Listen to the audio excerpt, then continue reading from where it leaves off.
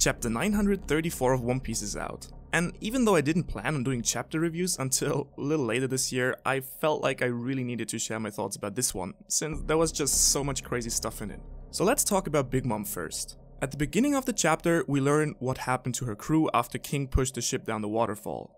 We see Perospero, Daifuku, Smoothie and Flampe filling us in about what happened. Basically, after the ship fell, many of the pirates on board fell into the water, with some of the devil fruit users actually dying. Now, I would have thought this would not happen so easily in a crew of Yonko, but maybe the Big Mom pirates just have too many devil fruit users with them, so they couldn't save all of them or they simply didn't find them. And we once again get a reference to Kaido and Big Mom being former allies in the past. But what is really interesting is what follows. Even though they know that Big Mom is still alive due to her Vivre card still being intact, Perospero already starts a conversation about succession in the crew and who would take over if Big Mom was gone. There have been many speculation and discussions about the state of the Big Mom pirates, and it really seems like loyalty is really wavering in the crew. Perospero wants to be the captain himself, Daifuku says obviously it should be Katakuri, and Smoothie is kind of the only one that remembers them that their captain is actually still alive. The will to save Big Mom does not seem to be that strong, even among her oldest sons. Now, next on we go back to the storyline about Big Mom herself, who has tamed one of those croco turtles and is on her way to Udon together with Chopper, Momonosuke, Tama and Kiku to probably break out Luffy. Now in this scene there's a bunch of things to unpack, and they all made me really excited. So first off, Big Mom seems to be on the verge of one of her hunger pains again. She's still in her friendly childhood self and is thankful to the people of Leftover Town for helping her with the little they have, but she's already talking about how hungry she is a lot, and that gets Chopper really worried about it. Now either Oda will actually make Big Mom go rampage again when they arrive in Udon, or he will go for a twist and avoid it by either giving Big Mom some source of food, or making Chopper come to her aid, who is bound to learn more about her condition on this trip in my opinion. Now the next very interesting thing is Chopper talking about Napoleon, who still seems to be unconscious. Now you might have heard about speculations that Napoleon has something to do with Big Mom's personality, for example by potentially being made out of Mother Caramel's soul. Now it might just be that Chopper is worried about Napoleon waking up and reminding Big Mom who she is, but I like to think that there's actually more significant meaning to that. Next on, we finally learn about the layout of Wano in this scene. Kiku shows us a map of Wano country, and while we still don't know how Wano is actually located in the Grand Line, is it on a mountain, is it inside a cave, and we also don't know where the waterfalls are that the ships have to go up to go in there, we now finally get to see how the country is built. Wano is made up of 5 regions that form a kind of ring around the 6th region in the middle, namely the flower capital. All the regions are separated by large sweetwater rivers that need to be crossed in order to move from one region to another, and each region is named after some sort of food, and is said to have its own very distinct climate. Now since we already got to see some regions more than others, the details on the map vary, and I would suspect that some of the important locations have been left out by Oda on purpose that we might get to see later on.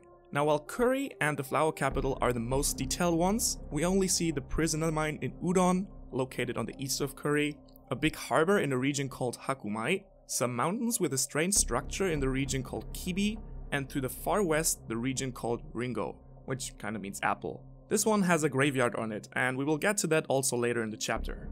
Now lastly we see Onigashima, the demon island, that is located in the bay before the 6 regions. Now the last details in this scene will most likely be pure hype for so many people, since it teases something that has been speculated for I don't know how many years. Momonosuke practices with a kendo sword and suddenly shouts "snatch" when he's hitting down with his sword. Now this immediately gets the attention of Kiku, who asks him where he has learned that word from. And Momo explains to her that he learned it from Zoro, and that he kinda taught him that it means to still a trembling heart in battle. And what does Kiku tell us? Yeah, she actually says that this word is part of the old dialect in Wano, and that it should not be used in Wano at any cost. Wow, there you guys have it. The clearest reference to a connection between Zoro and Wano so far in the entire story. Now does this actually mean that Zoro himself is from Wano, or did Zoro pick it up from his teacher Kyushiro? Well, whatever the case, we will surely hear that phrase again in the future, and hopefully get a proper explanation for it. I can't wait to find out what's behind this. The chapter now cuts over to the graveyard in the Ringo region, that we mentioned before, and it seems to be a winter island since heavy snow is falling, even on the map. The people we see is the group involved in the incident at the banquet, and they're gathered here and discuss what happened. The The most important information we get from this is actually what Robin found out on her tour through the castle. She actually managed to learn the time Orochi will wake up on the festival day, the list of tributes that will be made, the number and types of weapon the Shogun and Kaido have, and information about his army as well as Orochi's, and most importantly an organizational chart of Kaido's crew that most interestingly is ordered by favor and not by strength or rank. I would really like to see how this one looks like and who's actually on the top there. Now we also learned that there actually is a poneglyph in the castle that Robin was looking for, in a room filled with mysterious dolls, and the person who actually discovered that was Brook, who was a little spooking around in his ghost form. Shinobu tells us that it might be Kokeshi dolls, and I thought that these might have some special meaning in Japanese culture that could give us a hint at what their purpose in this room really is, but they do not seem to have any special lore to them as far as I could tell. But if you should know more about them, please let me know. Now while Robin seems to focus on the fact that the road poneglyph will then most likely be located on Onigashima, I definitely want to know what is going on in that room. I really hope we get to see the poneglyph as well as the dolls that seem to be guarding it in some way. During this whole conversation, Kanjuro actually lets us in on the fact that Kyoshiro is an unknown character to him as well, which in my opinion only adds to his mystery. And we also learn from him that the former boss of the Yakuza was called Hyogorou of the Flowers, which is actually the name of the chapter. Now our next stop on this journey through this chapter is the Flower Capital, where we sadly have to find out that the fight between Sanji and One Page has taken place off screen. Since Sanji seems to be completely uninjured, we can assume that he most likely beat Page 1 rather easily in their fight. I really would have liked to see the complete fight, but Oda chose to tease us with Sanji's new ability, and I kinda really hope that he will make up for it with a proper fight for Sanji against a strong opponent in the future. Now, our last location in this chapter are the prisoner mines in Udon, and we finally get to see Luffy again, and after I don't know how many chapters. We learn that Kid has actually managed to escape the prison, though we do not know how.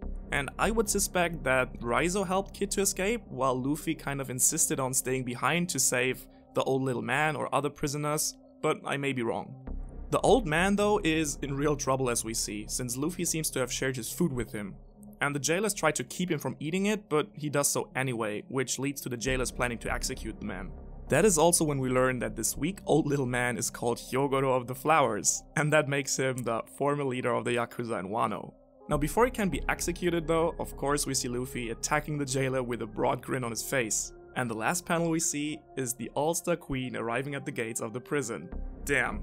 Now, what are the main takeaways from this, in my opinion, amazing chapter? Well, firstly, the Big Mom pirates seem to have a real problem in terms of loyalty and unity. Big Mom herself seems to be at risk to fall into another hunger pain again, and is heading for the prison where Queen just arrived. Now I'm not gonna lie, I really want to see that fight, and more importantly I want to see Luffy's face should he be saved by Big Mom, since he's still handcuffed himself. Now we also learned how Wano is laid out and where most of the Straw Hats are located at the moment. Plus, Zoro seems to know a forbidden word from the old dialect of Wano that suggests that he has some ties to the country, potentially over his old teacher. Now we also learned more about the plan for the Fire Festival from Robin, as well about the existence of a poneglyph in the castle from Brook. We learned that Sanji apparently was able to beat Page 1 without getting even a scratch, and about Kid being able to flee the prison.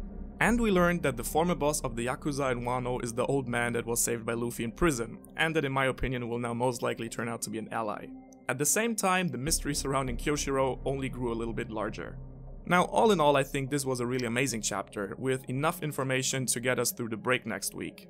I can't wait to see what some of the stuff we learned will lead to, and I hope that Oda will make up a little bit for off-screening Sanji's fight.